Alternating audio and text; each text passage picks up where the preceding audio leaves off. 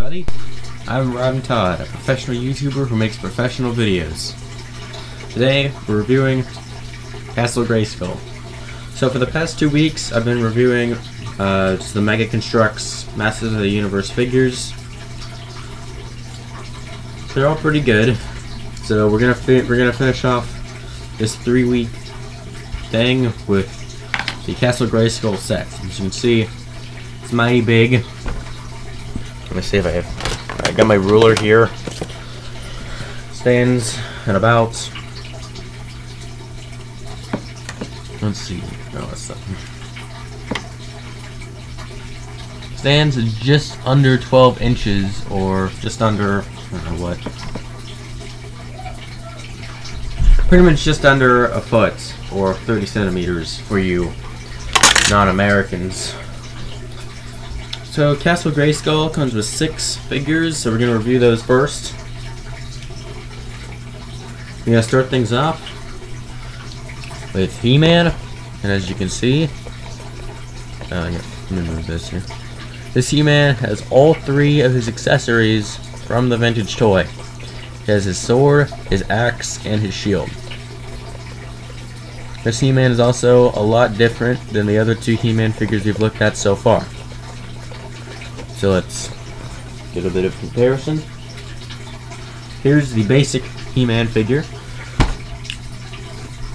As you can see, his boots do not have the yellow at the top, and they're also a much lighter brown. He-Man's belt is gold, and his loincloth is the same dark brown as his boots. Compare that to basic He-Man, to where his belt is orange, his loincloth is the same brown as his boots, just lighter brown. And then also something really interesting about this figure is that He-Man has 2 gold removable armor pieces, whereas the regular figure has 1 orange removable thingy and 1 larger one that's permanently sculpted into his arm. Just a nice little thing. And then you compare it to the Wind Raider figure, pretty much the same things apply. So there's He-Man. And all 3 of his accessories are in metallic silver. However, his armor remains flat gray. If you want to create the ultimate He-Man figure from this line, what I would recommend you do is you keep the accessories, but then take the nice metallic silver armor from the Wind Raider He-Man and put it on that one. But if you're not into customizing or whatever, if you just want to keep this figure as is, then I guess do that. So yeah, just like the other 2 He-Man, oh gosh. Yeah, so this Castle Grayskull is propped up on a whole bunch of boards, and top it all off, an old house. So when I lean my elbow down like this, it's leaning on the board, so I'm gonna have to do something here. Here we go. So he has the thing in the back that can hold his sword. Other than that, pretty much it. And for those of you who've seen the last 2 parts, you know how these compare to a minifigure, and you know what the articulation is like, so I'm just not gonna go through that again. Alright, second figure. Skeletor. This Skeletor, just like the He-Man, is my favorite out of the 3 Skeletors we've got so far. If you note, he is a really nice looking dark purple instead of the regular, or the lighter purple that we have in the other 2 Skeletors. He just has the Havoc Staff. He does not have a dark purple power sword, which I kind of don't like. Oh boy, my turntable. So comparison with the other 2. Here's the basic figure. You can definitely see a difference in the purple.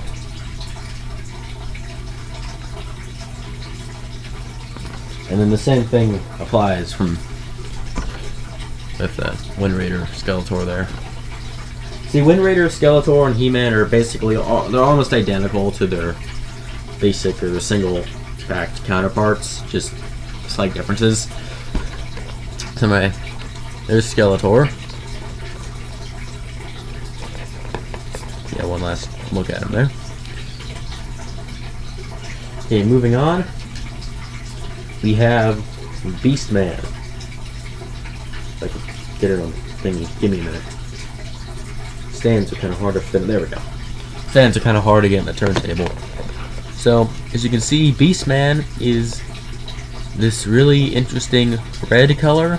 This is based directly off his appearance in the original pack-in mini-comics that came with the original He-Man toys. He still has his rubber whip, and he pretty much is just... this figure is pretty much identical to the single pack except for the color. I prefer the other Beastman because it's more accurate to the toy, but as you can see, there is a big difference. Because this one has like blue and orange, and this one's just all red. Oh, there we go. So there's Beastman.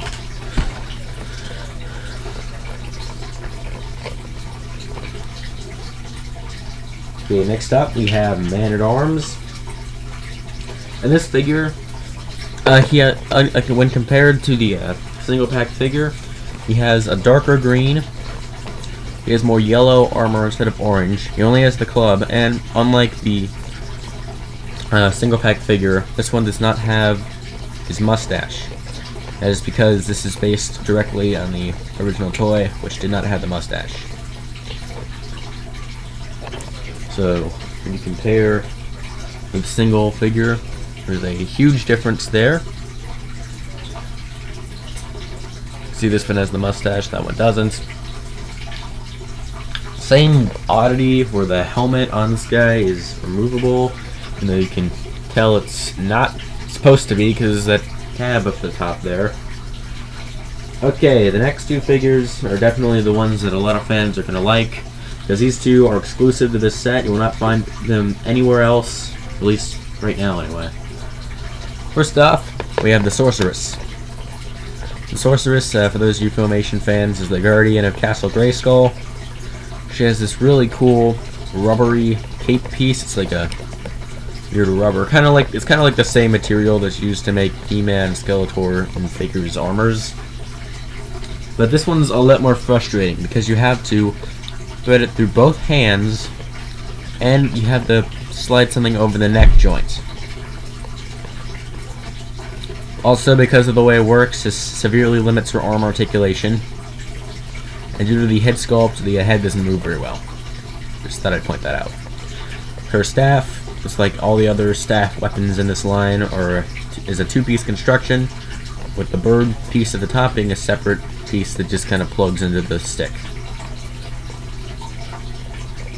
So there's the Sorceress. Very, very cool looking figure. And the other one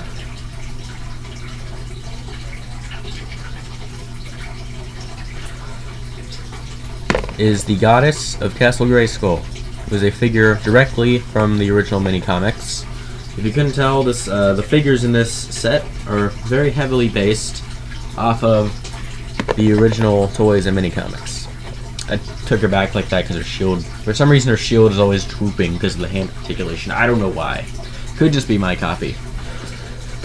And this is basically just a green redeco of the Teela figure, except she has some differences. She has a spear instead of a snake staff, and she actually has her snake headdress, which the Teela figure does not. Of course, if you bought the Comic-Con exclusive Battle Bones set, Teela does have her snake headdress in that set, but I don't have the money for that sort of stuff, so we're not going to review the Battle Bones. However, apparently later on in 2020, they're going to actually release a single pack figure of Teela with the snake headdress as Battle Armor Teela. So that'll be interesting. Anyway, the Goddess, her accessories are in this really nice shiny gold. Her snake headdress is in like a bronze color. I don't know why.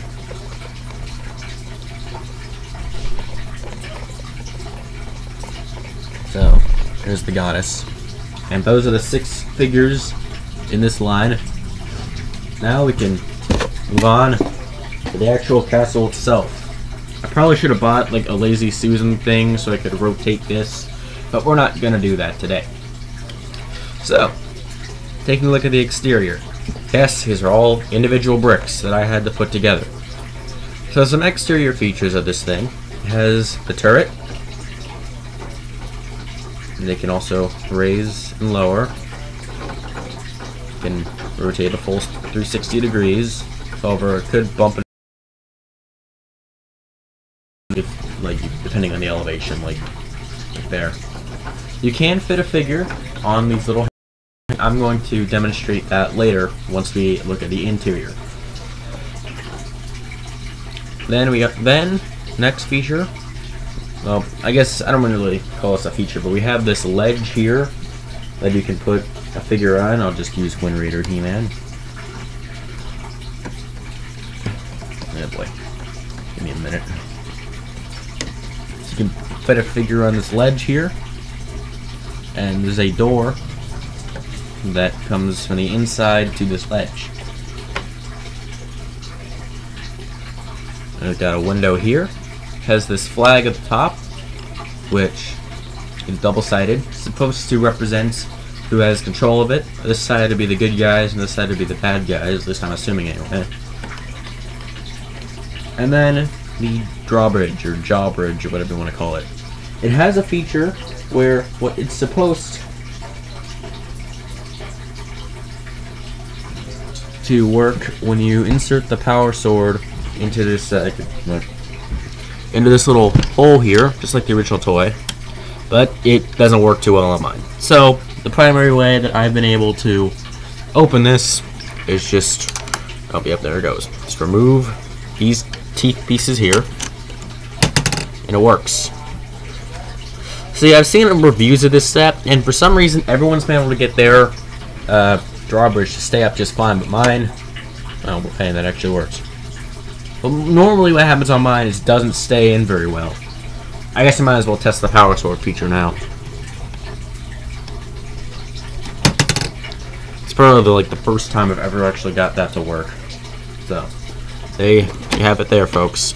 See, that's normally what happens. It just doesn't stay at all. So anyway, I'm gonna put these 3 teeth back on there. Oh boy.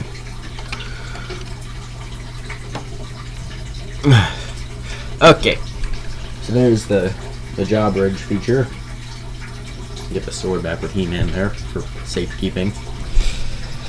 So now we can rotate it to the back.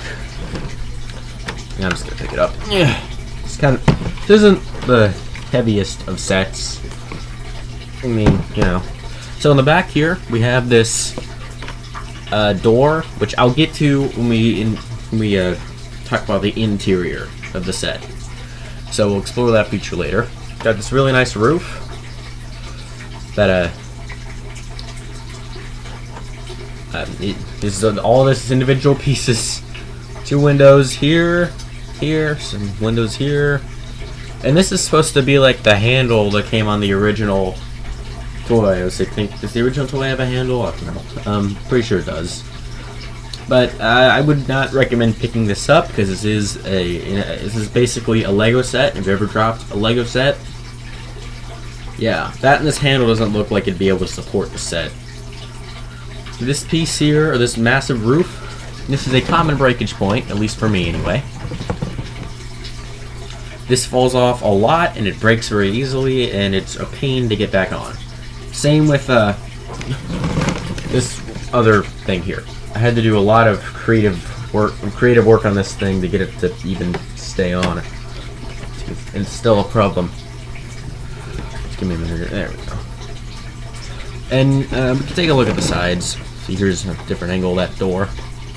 And this is all individual pieces. Creates a very nice, like, broken, rocky look. And I do like how they use different colors of green. Just makes it look older or something. And then there's the, oh boy, I'm rotating the whole carrot in case, darn it.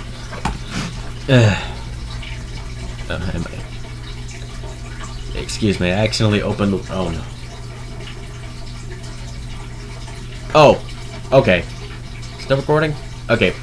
Sorry about that. I clicked the, so I accidentally tapped my mouse. I had my mouse here, and it opened a little task menu, whatever. And I clicked out of it, it looked like it stopped recording for a second. Okay, sorry about that. And no, I'm not going to edit that out. Professional YouTube video. Okay, so I think we've explored the outside of the castle. Here's just another look at the front. And now let's open her up. So just like the original Castle Grayskull, it just kind of opens up at the side here. There's hinges here, and just kind of got it. Hope this works. Give me a second. I'm gonna close here. Okay. Should just. Sorry. There we go. And just open her up. So just like the original toy, it has a ladder. And I'm actually gonna get up on here. Or wait, no, I'll just do this. It's got a weapons rack, which you can see has Clawful / Mossman's club, this gun, this axe, this sword, Scareglow's side, this pike thingy, this axe, this gun, Man-at-Arms gun, and this shield. It also comes with a second weapons rack, version of He-Man's shield, a bronze version of He-Man's axe, a mace, and another redeco of another flat gray version of Man-at-Arms gun, and this gun. So you can use the ladder to access other rooms. However, this is really the most practical application for it, because it's really the only room I can make it work. So let's just start with the bottom level here and go up. So this is basically just a big empty room. In other words, I prefer to use this room as like an armory, because it can fit both weapons racks. But we're going to remove these and put these off to the side for the sake of this review. Same with the ladder. So I told you about that door earlier, right? So it's essentially a secret entrance to the castle. And it's meant to represent like a figure busting into the... Sorry about that, folks. And it's supposed to represent like a figure, like Skeletor or so, busting into the castle. So we're going to demonstrate this feature. Actually, wait, no. For effect, put Skeletor there. It's just 3, 2, 1. And this door doesn't have any hinges. It basically just lies flat on a couple studs there, and you can just punch it. Kind of a pain to get back in, though. The reason I showed you this now instead of the that we were on the outside is because if you do that on the outside, you're gonna have to open the whole thing up to get it back. It's not very pleasant, or it's kind of annoying. So, to the, to the right of that door, we have this elevator, which is entirely people powered, and it goes to all 3 floors. It has these 2 golden skulls at the top, which are redecos of the Scareglow skull, just in gold. And you can stand a figure on that. We're just going to use Skeletor again.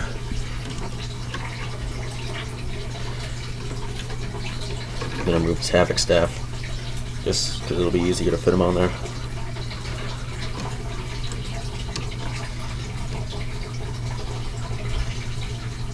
And it just kind of... So unlike the original toy, we had to pull up this string to get it to move to the other floors. This one's entirely man-powered.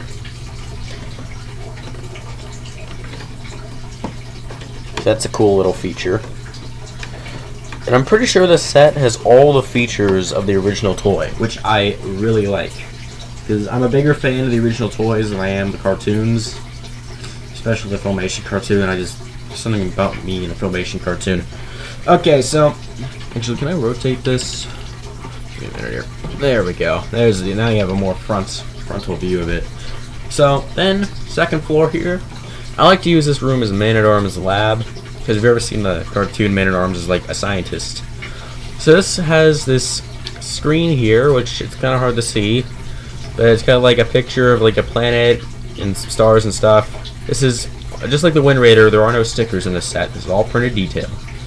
And then it has this really intricate console thing. And for some reason, it swings out to the side like that, and there's a cavity that can fit one figure. I don't know what the point of this is, but you can fit a figure in there, and you can close it up. I have no idea what the point of this is. If anyone knows, let me know.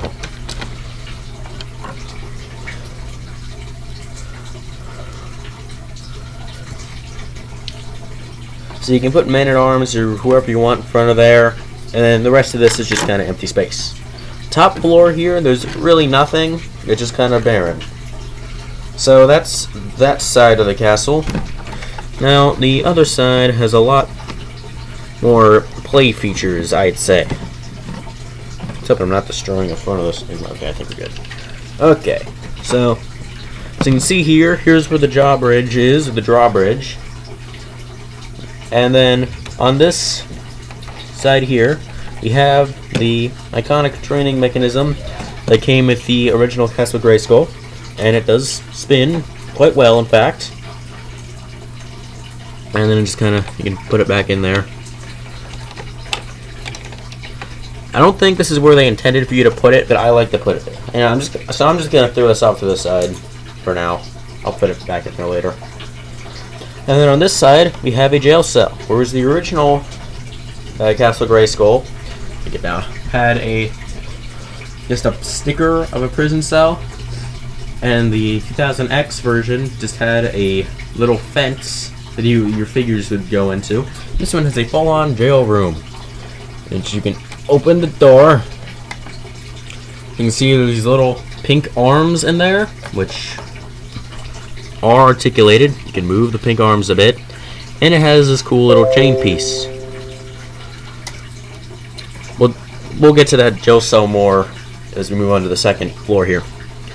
The second floor is the throne room, which is a lot of cool features. As you can see, there's these two banners behind the actual throne, which I don't know what significance they hold, but whatever. And then on this side here, it's Zoar. So for those of you Masters of the Universe fans, it comes with both the sorceress and her bird form, which is really cool. Also comes with this little perch. Now you're not supposed to put. I don't think I don't think they intended for you to put it here, but it's basically just empty space. So I put it here. Oh dear. Again, just like with the training thing, I'll leave it off the side. And it's also where the door from the side. That's where that goes to. And then over here, we have another computer console, and then of this little astronaut guy, which is a decal lifted directly from the original toy. On this really big clear piece, just kind of sits off to the side there. Oh boy. There we go. And then it has another computer console already. Also has these swords on the wall.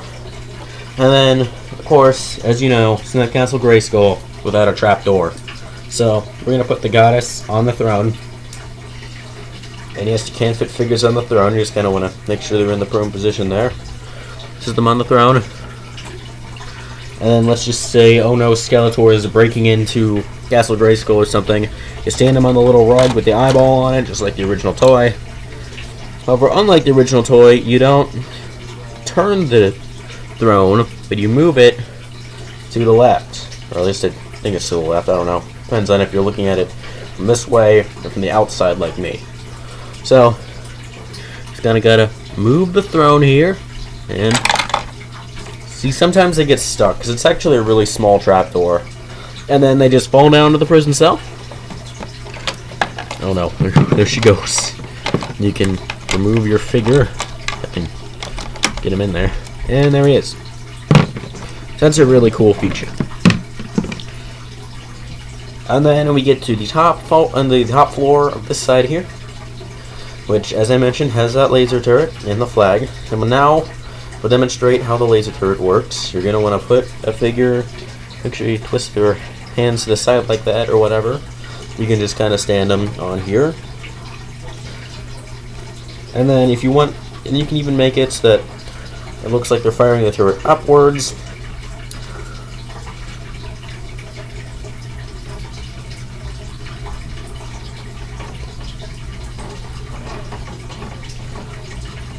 Or if you really want to, you can make it look like they're firing downwards towards like an invading ground force or something. Because this little stand here is like 2 levels.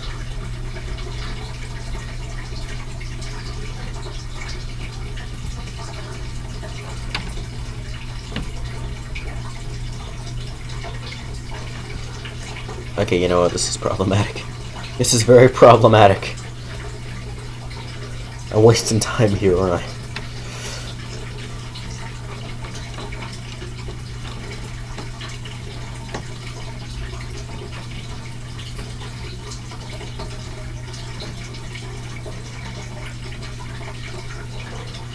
Okay, and you can make it look like they're firing downwards. My problem is that the little stand you stand them on has 4 studs going across. And I don't remember if I told you this, but the Mega Consrux figures, they assume a 3-stud stance. So it's kind of weird that they're just shifted to the left to the right. And then up here, we have this little chamber with an opening door. Inside is this blue orb and some blue crystal pieces that you probably can't see. So you can just sit a figure there, or put a figure in front of it or whatever. Like I like to put the sorceress here. And then she can just magic or something. And there's also these little stairs that run from here to up. These little stairs that run from here to up here, which is really nice. However, if a figure wants to get from here to here, they're just gonna have to jump. So that's really it for Castle Grayskull. I'm gonna close this up now.